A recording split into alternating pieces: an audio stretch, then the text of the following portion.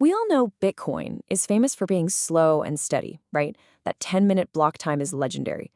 But what you might not know is that hidden inside that rhythm is this frantic, high-speed race that happens every single time a new block is found. And this race, it's absolutely critical for keeping the network fair and decentralized. Okay, let's dive into this hidden challenge of block relay. So, picture this. A miner somewhere on the globe just spent a fortune in electricity to solve a crazy hard puzzle and create the next Bitcoin block. They've earned that big reward. But what happens in the few seconds right after that discovery? Well, it's probably not what you're thinking. The instant that block is found, a global, high-stakes race against the clock kicks off. And the goal is simple. Tell every other miner on the planet about this new block before they waste their energy, or worse, find a competing block of their own. Now, this isn't just some technical, nerdy detail. It's a fundamental challenge to how the whole network is designed. We call it the block finding race, and really, understanding it is key to understanding why network speed matters so much. Okay, so here's the core of the problem. The miner who finds a block gets an immediate head start on mining the next one. Meanwhile, every other miner is still burning energy working on the previous block until they get the news.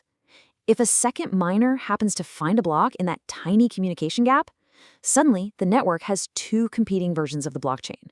Let's just walk through this. So miner A finds a block. Great, they get a head start. But before miner B gets the memo, they also find a totally valid block. Now the network is forked. And here's the kicker. The winner isn't decided by who found it first.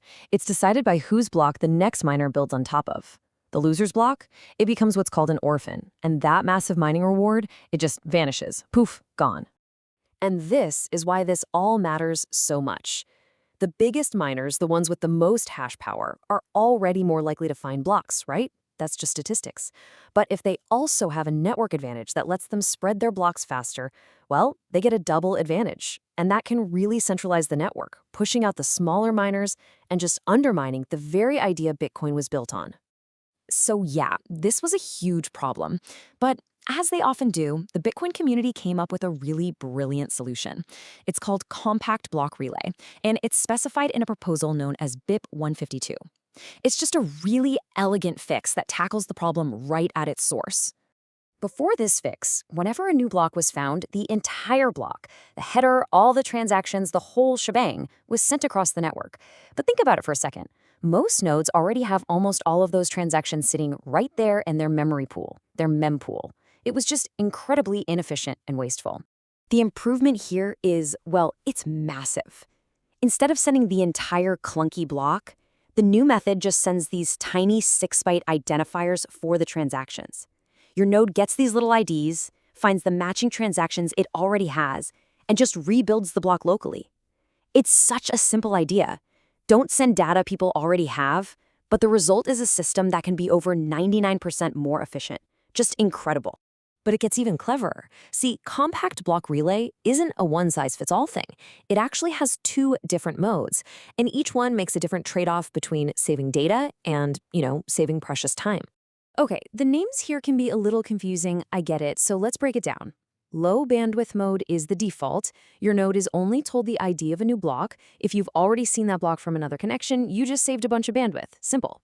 High bandwidth mode, though, is all about pure speed. A few of your connections will send you the compact block immediately, without even waiting for full validation, just to shave off every possible millisecond of delay.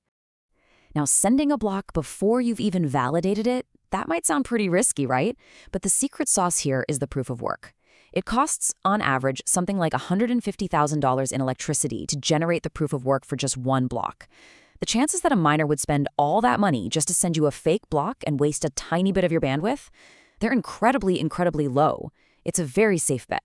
So compact blocks were a total game changer for the public network. But for miners, where every millisecond can mean winning or losing that massive block reward, the race for speed kept going. And that led to even more specialized private solutions. You see, with compact blocks, the bottleneck wasn't about the amount of data anymore. The whole game shifted. The new enemy was latency, the unavoidable physical delay it takes for information to travel across the globe, even at the speed of light. This is just a fundamental problem with the internet, right? Packets get lost sometimes. Normally, your computer just says, hey, can you send that again? But in a high-speed race like this, that re-request process is a total disaster. It can literally triple the time it takes to get the data, and for a Bitcoin miner, that's an eternity. So to fight this, these private networks use some incredibly smart tricks. They don't just broadcast blocks randomly. They use pre-planned routes on servers located right next to the internet's super fast backbones. They also use this amazing technique called forward error correction, or FEC. Basically, it splits the block into pieces with built-in redundancy. So if a piece gets lost, the receiver can rebuild it on the spot without ever having to ask for it again. It's a clever trade. Use a little more bandwidth to gain a huge advantage in speed. And this isn't just theoretical stuff. These networks are real. Back in 2015, a developer named Matt Corallo created the first Bitcoin relay network. He later upgraded it to something called Fiber in 2016, which used all of these advanced techniques to create what was basically the fastest block relay system possible. And most miners started using it. And all of this brings us to the central tension, the ultimate trade-off at the heart of this entire story. It turns out that the quest for the absolute fastest performance often runs directly against the core principles that make Bitcoin, well, Bitcoin. This slide really just lays it all out. On one hand, you've got the public network. It's fast, it's trustless, and it's open to absolutely everyone, the definition of decentralized. But on the other hand, you have private networks like Fiber. They are without a doubt faster. But that speed comes at a price. It requires a degree of centralization, permission to join, and trust in the people running the system. And so this leaves us with the big, lingering question. Bitcoin's success really depends on two things: its technical performance and its philosophical commitment to decentralization.